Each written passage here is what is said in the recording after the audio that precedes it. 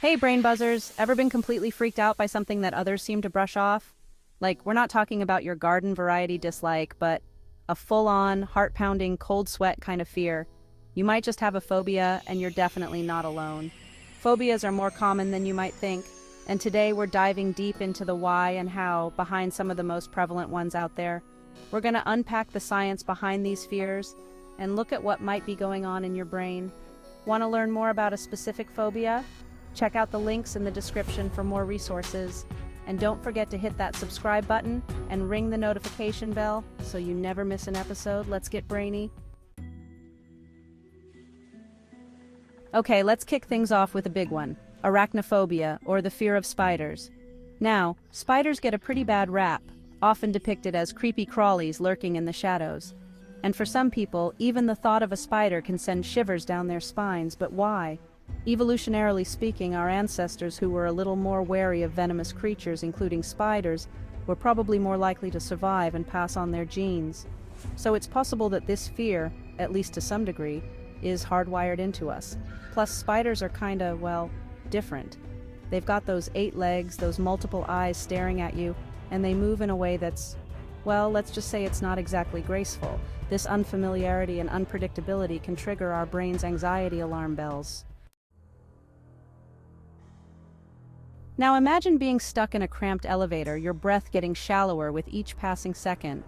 That's claustrophobia for you, the fear of enclosed spaces. It's not just elevators. It could be a crowded room, a windowless office, even a tight-fitting piece of clothing. The feeling of being trapped, of not having an escape route, can be absolutely paralyzing. And this fear often stems from a primal instinct for self-preservation. Our brains are hardwired to seek open spaces where we can easily escape danger. So when we find ourselves in confined environments, our bodies go into fight or flight mode, triggering feelings of panic and anxiety. Chapter 3. Acrophobia, don't look down. Next up is a fear that's literally about scaling great heights. Acrophobia, the fear of heights. You know, that feeling in the pit of your stomach when you're standing at the edge of a cliff or looking down from a skyscraper. Our sense of balance plays a crucial role in this phobia. When we're at a height, the information our brain receives from our inner ear, which helps us maintain balance, can be thrown off by the visual cues from our surroundings. This sensory mismatch can lead to dizziness, disorientation, and that all too familiar feeling of vertigo. It's our body's way of saying, hey, this is dangerous territory, you might want to step back. Chapter 4. Agoraphobia, beyond the open door. Agoraphobia is often misunderstood.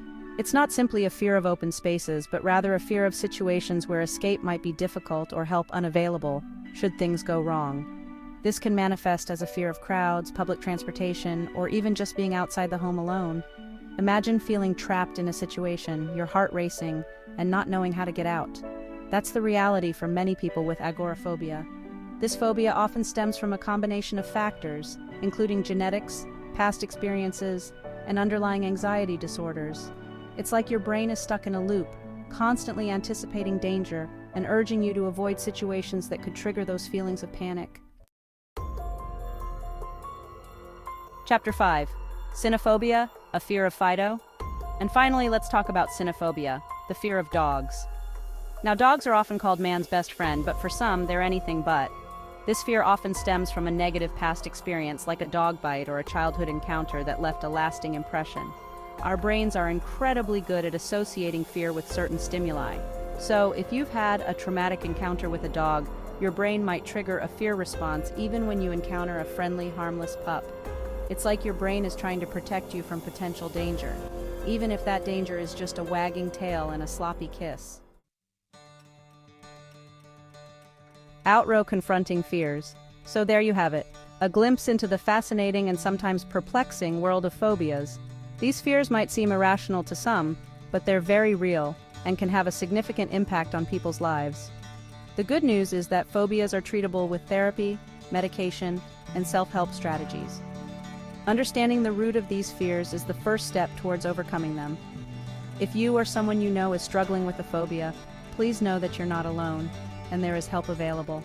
Remember, knowledge is power, and understanding our fears is the first step towards conquering them. Thanks for joining us on this journey into the complexities of the human brain. Don't forget to subscribe to Brain Buzz for more mind-blowing content. Until next time, stay curious.